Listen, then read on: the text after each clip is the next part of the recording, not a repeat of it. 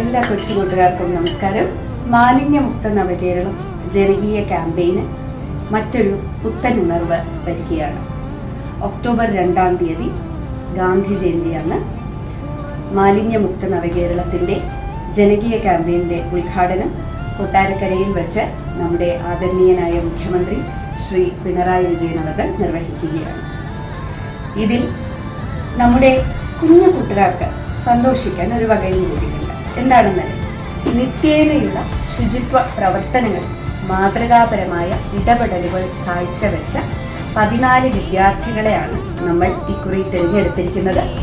ഇവരുടെ പ്രവർത്തനങ്ങൾ കാഴ്ചവെക്കുന്ന ഒരു കോഫി ടേബിൾ ബുക്ക് ശുചിത്വത്തിന്റെ കുഞ്ഞു ഹീറോസ് എന്ന പേരിൽ നമ്മൾ ഒക്ടോബർ 2-ാം തീയതി പ്രസിദ്ധീകരിക്കുകയാണ്.